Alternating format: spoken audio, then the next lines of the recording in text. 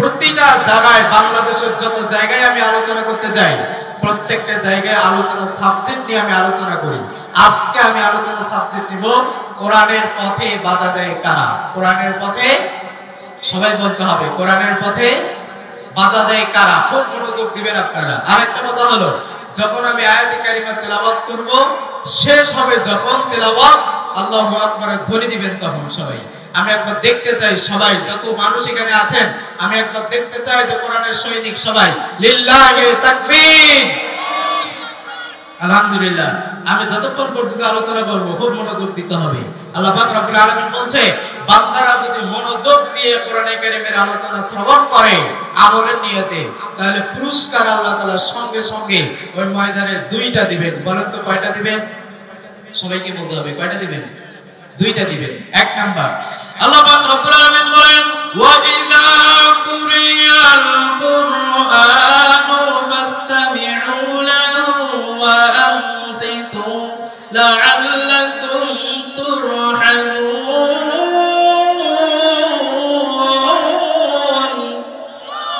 হয়নি একবার জোরে বলেন আল্লাহু আকবার।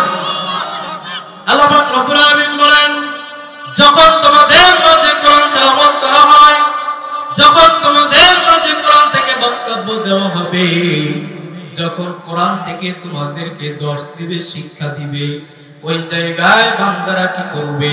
ওয়া আনসিতু, চুপচাপ হয়ে মনোযোগ দিয়ে শ্রবণ করবে। আল্লাহ পাক রব্বুল আলামিন বলেন, যে সমস্ত বান্দারা কোরআনে কারীমের আলোচনাগুলো মনোযোগ দিয়ে শ্রবণ করবে আমলের নিয়তে, আল্লাহ তাআলা বলেন, লাআল্লাকুম তুরহামুন, আমি ওই জায়গায় সঙ্গে সঙ্গে বান্দাদের উপরে খাস রহমত দিয়ে ভরপুর করে দিব। হয়নি জোরে বলেন সুবহানাল্লাহ। দুই নাম্বার পুরস্কার দিবেন, ইউবাদদিলুল্লাহু সাইয়্যাতিহিম হাসানাতিন ওয়া কানা আল্লাহু গফুরার রহিম।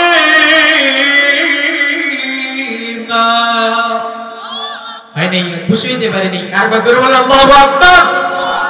আরে শয়তানের পতন হওয়ার পরে আপনার যদি ঈমানের জোর বেড়ে থাকার কথা, আরেকবার জোরে বলেন আল্লাহু আকবার।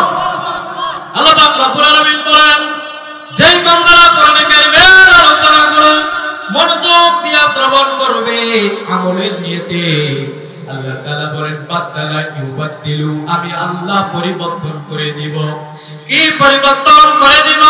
যে সমস্ত বান্দারা আমলের নিয়তে কোরআনের বক্তব্য এবং কোরআন তেলাওয়াত সুন্দর করে শ্রবণ করবে, আল্লাহ তাআলা বলে, আমি বান্দাদের সমস্ত গুনাহগুলো পরিবর্তন করে দিব। শুধু তাই নয়, এই গুনার জায়গাগুলো আমি আল্লাহ তাআলা নেকি দিয়ে ভরপুর করে দিব। জোরে বলেন সুবহানাল্লাহ। তাহলে কোরআনে কারীমের আলোচনা শুনলে লাভ আছে না নাই? সবাইকে বলতে হবে আছে না নাই? আছে। সুতরাং আমি যে আয়াত কারিমা তেলাওয়াত করেছি, এই সূরার নাম হচ্ছে হামিম সিজদা। কি নাম? সবাইকে বলতে হবে কি নাম? হামিম সিজদা সূরা থেকে আমি একটি আয়াত কারিমা তেলাওয়াত করেছি, আয়াত নাম্বার 26। আয়াত নাম্বার কত? সবাইকে বলতে হবে কত? আয়াত নাম্বার 26। খুব মনোযোগ দিয়ে আলোচনা শ্রবণ করবেন, কারণ আমি অল্প সময় আপনাদের মধ্যে আলোচনা করব। আজকের মাহফিলের যিনি সম্মানিত ব্যক্তি, যিনি সম্মানিত প্রধান মেহমান, আমার ডাকে সাড়া দিয়ে তিনি চলে এসেছে। আমি অন্ত হাফেজ মাওলানা রাকিব বিন আব্দুল মালিক, যখন আমি যোগাযোগ করেছি হাজারো ব্যস্ততার মধ্যে মুফতি আমির আমতা হুজুর আমাকে প্রোগ্রামের ডেট দিয়েছে। আজকে যে আলেম এখানে এসেছে, সেই আলেম কত দিন পর্যন্ত কোরআনের কথা বলার কারণে নির্যাতন, অপমান, লাঞ্ছিত, অবহেলিত, পদদলিত, নিষ্পেষিত, নিগৃহীত এই স্বৈরাচার শাসক করেছে। ঠিক না বেঠিক জোরে বলেন? আজকে তিনি আমাদের মাঝে উপস্থিত হয়েছেন। সুতরাং চিন্তার কারণ নাই। ধীরে ধীরে আমরা দেখতে পাচ্ছি আগামী দেশ, আগামীতে বাংলাদেশ হবে আমাদের কোরআনের বাংলাদেশ। ঠিক না বেঠিক জোরে বলেন? আগামী দেশ হবে আমাদের আলেমদের বাংলাদেশ, আমাদের আগামী দেশ হবে আমাদের ছাত্রদের বাংলাদেশ। বাংলাদেশ। এই বাংলাদেশে আল্লাহর কোরআন ব্যতীত অন্য কোন মানুষের তৈরি করা বিধান দিয়ে আর বাংলার জমিন চলতে দেওয়া হবে না। ঠিক না ঠিক জোরে বলে। সুতরাং আল্লাহর কোরআনকে আমরা চলাফেরা করব। আজকে যে আয়াত কারিমা তেলাওয়াত করেছি, আল্লাহ পাক রব্বুল আলামিন আয়াতের ভিতরে কি বলেন আমি সম্পূর্ণ সংক্ষেপে কিছু আলোচনা করে আপনাদের মাঝ থেকে আমি নেমে যাব। আল্লাহ পাক রব্বুল আলামিন বলেন ওয়া ক্বালাল্লাযীনা কাফারু লা তাসমাউ লিহাযাল কুরআন আলগাউ ফীহি লাআল্লাকুম তাগলিবুন।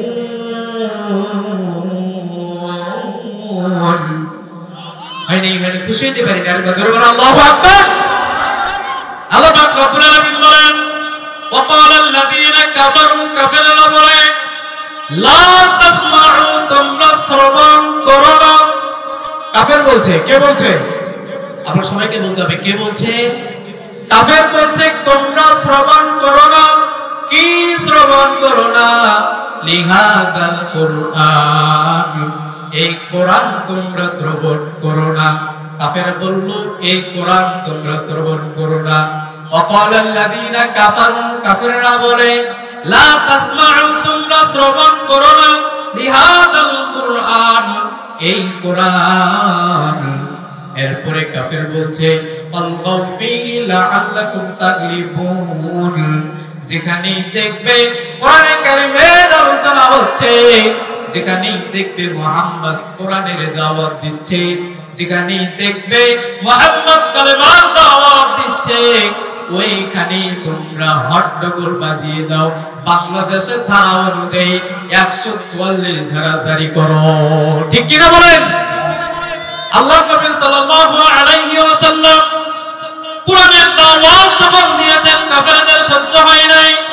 এই আয়াতের দ্বারা আজকে শিক্ষা নেন প্রায় 17টি বছর ধরে বাংলাদেশে কোরআনের আলোচনা আলেমরা করতে পারে নাই, সঠিকভাবে আলেমরা কোরআনের কথা বলতে পারে নাই। তার মানে বোঝা গেল আবু জেহেল আর আমাদের বাংলাদেশের সাবেক মন্ত্রী ইয়ারা মনে হয় সাবিয়ার স্ত্রী। ঠিক কি না বলেন? আমার মনে হয় কারণ কোরআন যেহেতু ওই সময় কোরআন শুনতে নিষেধ করতে চেয়েছিল, অর্থাৎ কোরআনকে নিষেধ করে দিয়েছিল, কোরআন যেন চলতে না পারে, কোরআন যেন প্রচার না করতে পারে, সম্পূর্ণভাবে আবু জেহেল প্রধানমন্ত্রীর চেষ্টা চালিয়েছিল। আজকে বাংলা জমিনে দেখবেন 16টা বছর ধরে 17টি বছর ধরে কোরআনের কারিমের আলোচনা সঠিকভাবে আলেমরা করতে পারে নাই। এই আবু জেহেল মন্দিরে আর আমাদের বাংলাদেশের যিনি সাবেক ছিল এরা হচ্ছে একই কাতারের মানুষ। জোরে বলেন ঠিক কি না? সুতরাং কাফেরকে আল্লাহ তাআলা মাফ করবেন না যতক্ষণ পর্যন্ত কালেমা পড়ে সে মুসলমান না হয়ে ফিরছে। তাহলে আমি বলি এই বাংলা জমিনে কোরআনে কারীমের আলোচনা 16 বছর ধরে কোন আলেম ওলামা করতে পারে নাই। আজকে যিনি মাহফিলের প্রধান মেহমান মুফতি আমির হামজাকেও 3টা বছর ধরে জালিমরা কারাগারে বন্দী করে রেখে দিয়েছিল, মামুনুল হককে বন্দী করে রেখে দিয়েছিল, রফিকুল্লাহ বাদাইকে বন্দী করে রেখে দিয়েছিল, জসিমউদ্দিন রহমানীকে কোরআনে কারীমের কথা বলার কারণে বন্দী করে রেখে দিয়েছিল। আজকে আমি কোরআনের আয়াত দিয়ে প্রমাণ করতে চাই আবু জেহেল যেভাবে দেশ চালিয়েছে আমাদের হাসিনা একইভাবে দেশ 17 বছর ধরে জুলুম করে করে মানুষের সামনে চালিয়েছে। ঠিক না ঠিক জোরে বলে। সুতরাং আমি বলতে চাই এই সমস্ত কাফেরদের সাথে আর কোনোদিন আমাদেরকে সম্পর্ক রাখা যাবে না। রাজি আছেন ইনশাআল্লাহ? এই সমস্ত কাফেরদেরকে ভোট দেওয়া যাবে না, এই সমস্ত কাফেরদেরকে ক্ষমতায় আনা যাবে না। যতদিন পর্যন্ত বাংলা জমিনে মুসলমানরা বেঁচে থাকবে ততদিন পর্যন্ত এই বাংলা জমিনের মুসলমান আর কখনো কাফেরকে এই বাংলা জমিনে ক্ষমতায় বসতে দেওয়া হবে না। যতদিন পর্যন্ত আল্লাহর কোরআন বাস্তবায়ন না হচ্ছে ততদিন পর্যন্ত ছাত্র আন্দোলন থেকে শুরু করে বাংলাদেশের প্রত্যেকটা জনগণ জীবন দিবে, রক্ত দিবে, প্রয়োজনে সন্তানকে এতিম করবে, প্রয়োজনে স্ত্রীকে বিধবা করবে, প্রয়োজনে বাংলা জমিন থেকে মাটির নিচে চলে যাবে। এরপরও স্বৈরাচারকে আর বাংলা জমিনে আসতে দেওয়া হবে না, হবে না, হবে না। ঠিক না ঠিক জোরে বলেন। কারা কারা রাজি আছেন? দুই হাত উঁচু করে আল্লাহকে দেখাবেন। লিল্লাহি তাকবীর, লিল্লাহি তাকবীর। আল্লাহর নবী সাল্লাল্লাহু আলাইহি ওয়াসাল্লাম যখন মক্কায় অবস্থান করিয়েছেন ওই সময় তিনি ইসলাম সঠিকভাবে ইসলামের বিজয় করতে পারেন নাই। আবু জেহেল অনেকভাবে চেষ্টা চালিয়েছিল, কিন্তু মুহাম্মদ সাল্লাল্লাহু আলাইহি ওয়াসাল্লাম যখন মদিনায় চলে গিয়েছেন, মদিনায় গিয়ে রাষ্ট্রপতি হয়েছেন, এরপরে কাফের বেঈমান মুশরিকরা একের পর এক গাট্টি গুট্টি নিয়ে দেশ ছেড়ে পালাইতে বাধ্য হয়েছে। ঠিক না বেটি? জোরে বলেন। ববু আসো গো চট করিয়া, আয়না ঘর তোমার জন্য রাখছি গো সাজাইয়া। চলো চালাও। ববু আসো চট করিয়া, আয়না ঘর তোমার জন্য রাখছি গো সাজাইয়া। আমরা রিসিপশনে বইসা থাকবো, আমরা রিসিপশনে বইসা থাকবো বিমান ঘাটি গিয়া। ঠিক কি না? আমরা রিসিপশনে বইসা থাকবো বিমান ঘাটি গিয়া। ববু আসো চট করিয়া, আয়না ঘর তোমার জন্য রাখছি গো সাজাইয়া। ববু আসো চট করিয়া, আয়না ঘর তোমার জন্য রাখছি গো সাজাইয়া। ঠিক কি না? আবু জেহেল যখন গর্ত খুঁড়িয়েছিল মুহাম্মদ সাল্লাল্লাহু আলাইহি ওয়াসাল্লামকে ফেলে দেওয়ার জন্য, মুহাম্মদ সাল্লাল্লাহু আলাইহি ওয়াসাল্লামকে হত্যা করার জন্য আবু জেহেল গর্ত খুঁড়েছিল, সেই গর্ততে আবু জেহেলই পড়েছিল। ঠিক না ঠিক? জোরে বলেন। আয়না ঘর আলেমদেরকে জন্য বানিয়েছে, আয়না ঘর বানিয়ে কত আলেমদেরকে নির্যাতন করেছে, কত মুসলমানদেরকে নির্যাতন করেছে, কত মুসলমানদেরকে অপমান করেছে, লাঞ্ছিত করেছে, অবহেলিত করেছে, পথদলিত করেছে। আমি বাংলার মুসলমানদেরকে আমি আপনাদেরকে নিয়ে ডক্টর ইউনূসের কাছে আবেদন করব, এই সমস্ত স্বৈরাচার থেকে শুরু করে যতগুলো ক্ষমতাশীল ব্যক্তি আছে, এরা কোথায় আছে? আপনি এখন পর্যন্ত তাদেরকে কেন গ্রেফতার করছেন না? এদেরকে গ্রেফতার করে নিয়ে এসে আলেমদের প্রত্যেকটা রক্তের বদলা নিতে হবে। ঠিক না ঠিক? জোরে বলেন। সুতরাং আমি আপনাদেরকে অনুরোধ করব, কোরআন ছাড়া বাহিরে একটা সেকেন্ডের জন্য আমরা কোরআনের বাহিরে বিধিবিধান কোনো কিছু আমরা মানব না। ঠিক না ঠিক? জোরে বলেন। আল্লাহ নবী সাল্লাল্লাহু আলাইহি ওয়াসাল্লাম যখন কোরআনের দাওয়াত দিয়েছেন, মদিনায় যখন গিয়েছেন, গিয়ে দেখেন একটা বৃদ্ধ মহিলা, মদিনায় গিয়ে দেখেন একটা বৃদ্ধ মহিলা গাট্টি গুট্টি নিয়ে পালাইতেছিল। আল্লাহ নবী সাল্লাল্লাহু আলাইহি ওয়াসাল্লাম রাস্তা দিয়ে যাইতেছেন, যাইতে যাইতে হঠাৎ করে বৃদ্ধ মহিলার সঙ্গে সাক্ষাৎ হয়ে গেল। সাক্ষাৎ হওয়ার পরে আল্লাহর নবী জিজ্ঞেস করলো, ও মা তুমি কোথায় যাবে?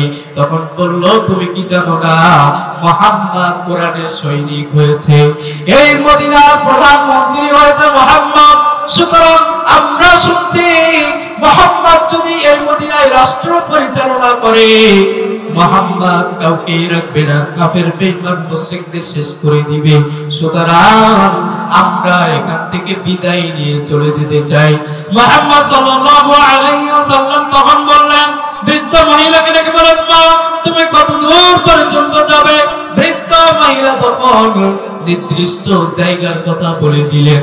নির্দিষ্ট জায়গার কথা যখন বলে দিলেন, মুহাম্মদ সাল্লাল্লাহু আলাইহি ওয়াসাল্লাম তখন বললেন, বা তুমি যে গাট্টিটা নিয়ে যাইতেছো, বৃদ্ধ অবস্থায় তো তোমার কষ্ট হয়ে যাচ্ছে, সুতরাং আমি তোমার গন্তটাকে, তোমার গাট্টিটাকে আমি একটু বহন করে দিয়ে গন্তব্যস্থান পর্যন্ত পৌঁছে দিতে চাই। মুহাম্মদ সাল্লাল্লাহু আলাইহি ওয়াসাল্লামের কথা শোনার সঙ্গে সঙ্গে বৃদ্ধ মহিলা দেখে বলে, আমি তো মদিনায় যতদিন পর্যন্ত থেকেছি, ততদিন পর্যন্ত তো কোনো আমি এইরকম ভালো মানুষ খুঁজে পাই নাই। সুবহানাল্লাহ বলেন, জোরে বলেন সুবহানাল্লাহ। বৃদ্ধ মহিলাকে ডেকে বলেন, মা তুমি কোথায় যাবে? যত দূর পর্যন্ত তুমি যাবে, তত দূর পর্যন্ত আমি তোমাকে এগিয়ে দিয়ে আসবো। মুহাম্মদ সাল্লাল্লাহু আলাইহি ওয়াসাল্লাম বলার সঙ্গে সঙ্গে বৃদ্ধ মহিলা চোখের পানি ছেড়ে দিয়ে বললেন, বাবা আমি কোনোদিন এইরকম ভালো মানুষ মদিনায় আমি দেখি নাই। মুহাম্মদ সাল্লাল্লাহু আলাইহি ওয়াসাল্লাম গাড়িটা কাঁধে নিলেন, নেওয়ার পরে ওই বৃদ্ধ মহিলা যতদূর পর্যন্ত যাবে ততদূর পর্যন্ত চলে গিয়েছে। যাওয়ার পরে মুহাম্মদ সাল্লাল্লাহু আলাইহি ওয়াসাল্লাম বৃদ্ধ মহিলাটাকে গাড়ি বুঝিয়ে দিয়ে বলল, মা তুমি দোয়া করো, আমি চলে যাই। বৃদ্ধ মহিলা ডেকে বলে, বাবা তোমার পরিচয়টা কি, তোমার নাম কি একটু বলবা কি আমার কাছে? মহিলা বলার সঙ্গে সঙ্গে মুহাম্মদ সাল্লাল্লাহু আলাইহি ওয়াসাল্লাম বলে, মা তুমি যার জন্য মদিনায়, যার কথা শুনে মদিনা ছেড়ে তুমি চলে যাইতেছো, যার কথা শুনে তুমি, যাকে ভয় করে তুমি, যে মুহাম্মদকে ভয় করে তুমি চলে যাইতেছো, আমি সেই আব্দুল্লাহর পুত্র মুহাম্মদুর রাসূলুল্লাহ সাল্লাল্লাহু আলাইহি ওয়াসাল্লাম। বৃদ্ধ মহিলা দেখার সঙ্গে সঙ্গে চেহারার দিকে তাকিয়ে তো অথই ভয়ে কান্না শুরু করে দিয়েছে। বৃদ্ধ মহিলা দেখে বলে, বাবা আমি যতদিন পর্যন্ত মক্কা মদিনায় ছিলাম ততদিন পর্যন্ত কাফির বেঈমান মুশরিকরা তোমার বিরুদ্ধে অনেক ষড়যন্ত্রের কথা বলেছে, তোমাকে হত্যা করে ফেলবে, তোমাকে দেশ থেকে তাড়িয়ে দিবে, তোমাকে নাকি রক্ত বাতিল করে দিবে, তোমাকে হত্যা করে ফেলবে, তুমি নাকি অনেক খারাপ মানুষ, তুমি নাকি মানুষের মনে, মানুষের প্রত্যেকটা মানুষের অন্তরে আঘাত দেওয়ার জন্য এসেছো। কিন্তু বাবা আজকে আমি তোমার সাথে সাক্ষাৎ হওয়ার পরে বুঝলাম এই মক্কা মদিনার মধ্যে তোমার চাইতে ভালো মানুষ আর একটু আমি দেখি নাই। সুবহানাল্লাহ জোরে বলেন। বুড়ি মহিলা তখন বললেন, বাবা আমি যার ভয়তে এই মদিনা ছেড়ে চলে যাইতেছিলাম, আমি যেটা ভেবেছিলাম সেইটা না, তুমি আমাকে এই মুহূর্তে কালেমা পড়ে মুসলমান বানিয়ে দাও। বৃদ্ধ মহিলাকে মুহাম্মদ সাল্লাল্লাহু আলাইহি ওয়াসাল্লাম সঙ্গে সঙ্গে কালেমা পড়ে মুসলমান বানিয়ে দিয়েছেন। সুবহানাল্লাহ বলেন। তাহলে আজকেও যারা বাংলা জমিনে ক্ষমতায় দাঁড়াইতে চায়, যেমন নজরুল ইসলাম লেবু মৌলানা সাহেব আজকে আপনাদের জাতীয় সংসদ নির্বাচনে তিনি অংশগ্রহণ করতে চাচ্ছে। আপনি দেখেন যত স্বৈরাচার থেকে শুরু করে যত ক্ষমতাশীল ব্যক্তিকে আপনারা ভোট দিয়ে নির্বাচিত করেছিলেন, এই সমস্ত স্বৈরাচাররা আলেমদেরকে নির্যাতন থেকে শুরু করে এমনকি প্রত্যেকটা জায়গায় ঘুষ, সুদ এবং প্রত্যেকটা জায়গায় অশান্তি ছাড়া কিছু ছিল না। সুতরাং আপনারা খালাকে দেখেছেন, আম্মাকে দেখেছেন, সবাইকে দেখেছেন, এখন থেকে আপনারা হুজুরকে ক্ষমতায় দেখেন।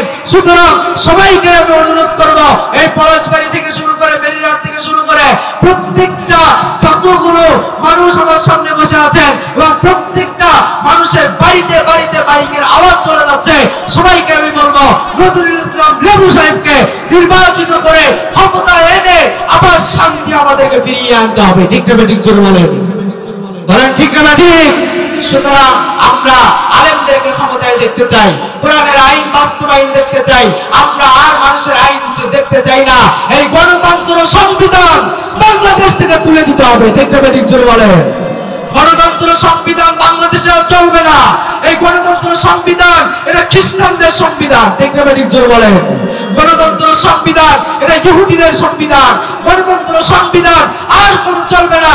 গণতন্ত্র সংবিধান তুলে দিয়ে বাংলাদেশের কোরআনের সংবিধান হিসেবে বাংলাদেশের সংসদগুলো কোরআনের সংবিধান হিসেবে তৈরি করতে হবে। ঠিক না ঠিক জোরে বলেন।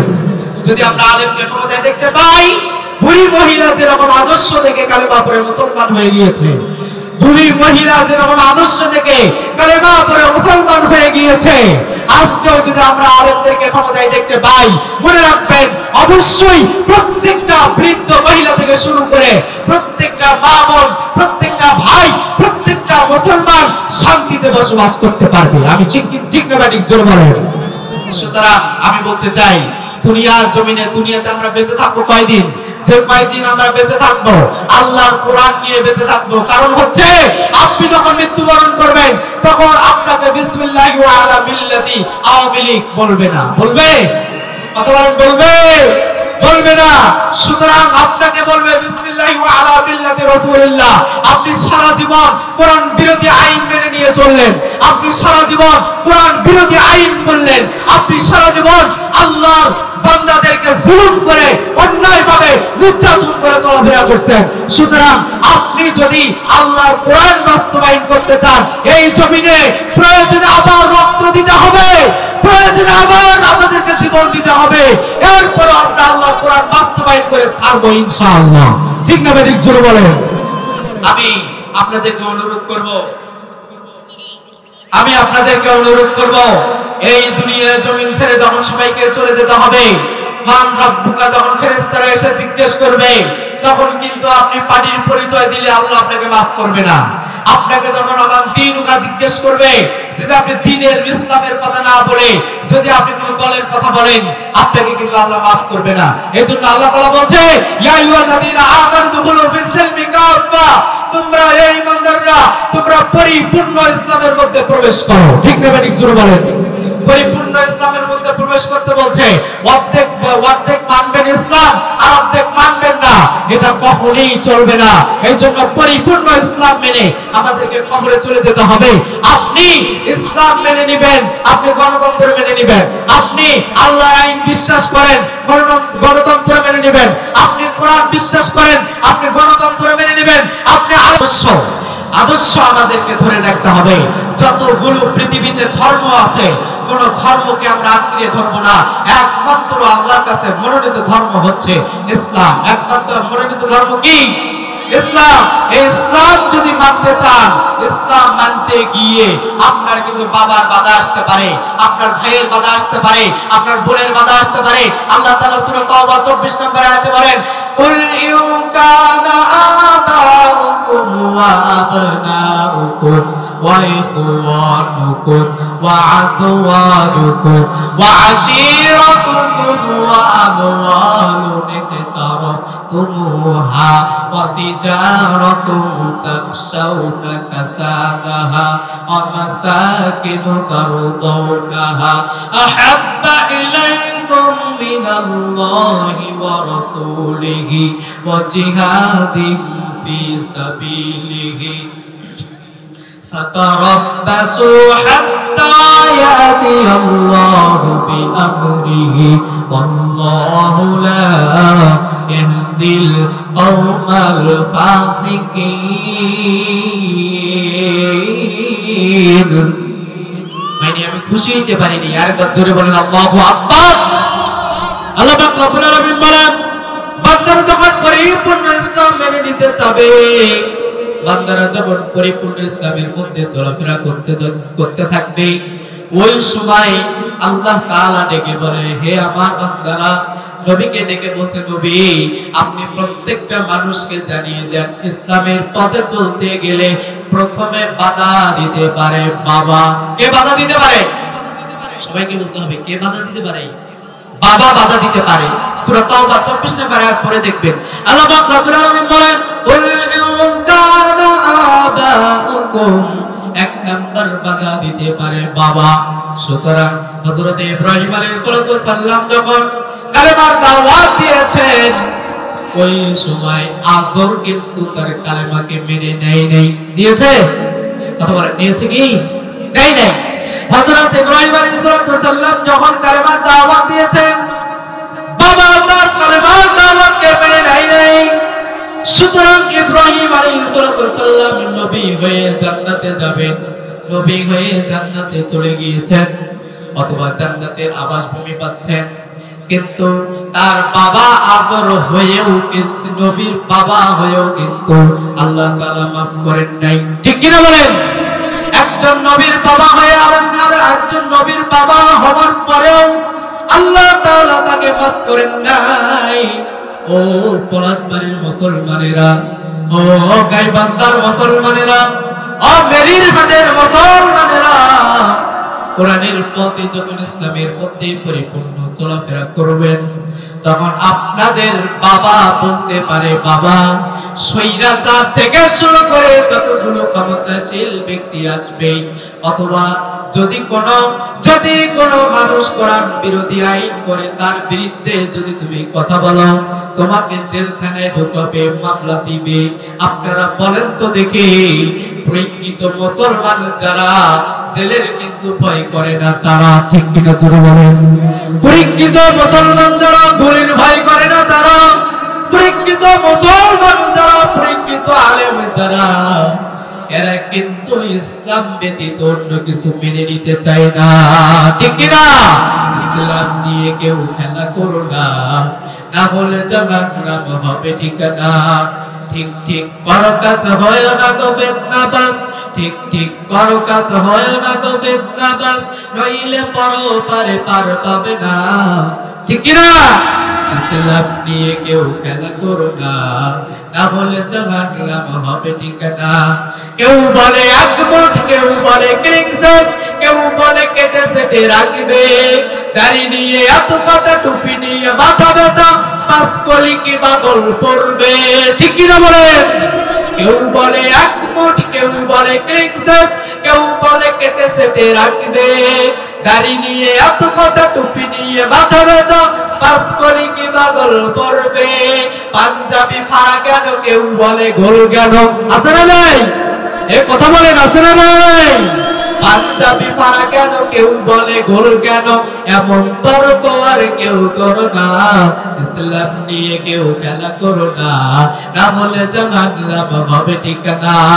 ইসলাম নিয়ে কেউ খেলা করো না না হলে জাহান্নাম হবে ঠিকানা ঠিক ঠিক করো কাজ হয় না গো ফিতনাবাজ নইলে পরো পারে পার পাবে না ইসলাম নিয়ে কেউ খেলা করো না না হলে জাহান্নাম হবে ঠিকানা ঠিক কি না সুতরাং ইসলাম নিয়ে কেউ তামাশার মধ্যে থাকবেন না তাহলে ইসলামের পথে চলতে গেলে আমাদের 8টা কাজ বাধা আসতে পারে এক নাম্বার বাধা প্রদান করতে পারে আপনারা জোরে বলতে এক নাম্বার কে বাধা দিতে পারে সবাইকে বলতে হবে কে দিতে পারে বাবা বাধা প্রদান করতে পারে সুতরাং আল্লাহর আইন মেনে নেওয়ার জন্য যদি বাবার হুকুম অমান্য করতে হয় আল্লাহকে রাজি খুশি বাবাকে রাজি খুশি করে আল্লাহকে বেজার করা যাবে না ঠিক না ঠিক জোরে বলেন সুতরাং আল্লাহকে খুশি রাখতে হবে বাবা যদি ইসলামের পথে চলতে গিয়ে নিষেধ করে বাবা যদি প্রতিবন্ধকতা সৃষ্টি করে সেই বাবাকে আমরা ওভারটেক করে পরিপূর্ণ ইসলামের পথে চলবো ঠিক না ঠিক জোরে বলেন যারা করে রাজি আছেন তুই হাত উঁচু করে একটা তাকবীর দিয়ে দেখান লিল্লাহি তাকবীর আল্লাহ তাআলা আমাদের সবাইকে পরিপূর্ণ ইসলাম মেনে চলার তৌফিক দান করেন বলেন আমিন এক নাম্বার বাবা বাধা প্রদান করবে দুই নাম্বার আল্লাহ পাক রব্বুল আলামিন বলেন কুল ইউকানা আবাউকুম ওয়া আবনাউকুম দুই নাম্বার সন্তান কিন্তু বাধা দিতে পারে কে বাধা দিতে পারে বলেন বলেন কে বাধা দিতে পারে সন্তান বাধা দিতে পারে হযরত নূহ আলাইহিস সালাতু সাল্লাম যখন কালেমার দাওয়াত দিয়েছিলেন তার সন্তান কেনান কিন্তু কালেমাকে মেনে নেয় নাই ঠিক কি না বলেন কালেমা কখনোই মেনে নেয় নাই সুতরাং এই কালেমাকে মেনে নেওয়ার কারণে কোরআনের দাওয়াত মেনে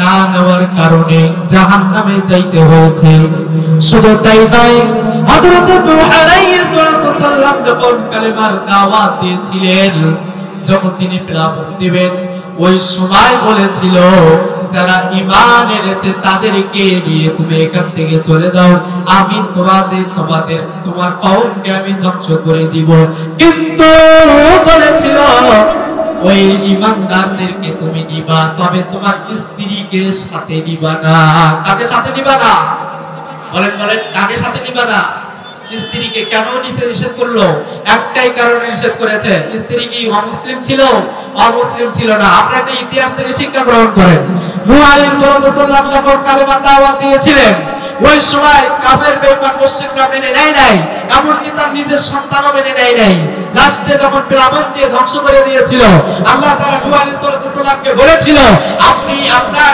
উপরে যারা ঈমান এনেছে 40 থেকে 80 জন মানুষ তাদেরকে নিয়ে আপনি চলে যান আমি কওমকে ধ্বংস করে দেব তবে আপনার স্ত্রীকে সাথে নেবেন না তার মানে ওনার স্ত্রী মুসলিম ছিল না ওনার স্ত্রীর দোষ একটাই ছিল যারা ইসলামের বিরোধিতা করত এদের সাথে সম্পর্ক হালকা পরিমাণ ছিল সম্পর্ক কতটুকু পরিমাণ ছিল সবাইকে বলতে হবে কতটুকু পরিমাণ ছিল হালকা পরিমাণ সম্পর্ক থাকার কারণে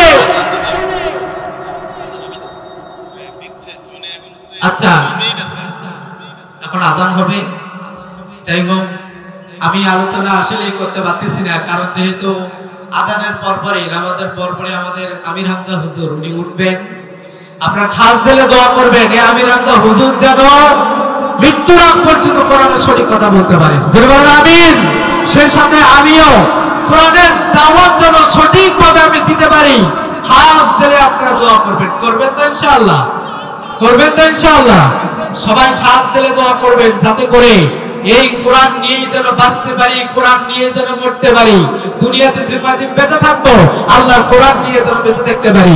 আল্লাহ তাআলা আমাদের সবাইকে দ্বীনের বুঝ এবং কোরআনে কারীমের জ্ঞান অর্জন করা, কোরআন মেনে নিয়ে আগামীতে কোরআনের সংসদ দেখার মতো আল্লাহ তাআলা সবাইকে যেন তৌফিক দান করেন। বলেন আমিন। ওয়া আখিরু দাওয়ানা আলহামদুলিল্লাহি রাব্বিল আলামিন। আসসালামু আলাইকুম ওয়া রাহমাতুল্লাহি ওয়া বারাকাতুহু। আযান হবে একটায়, নামাজ হবে সোয়া একটায়।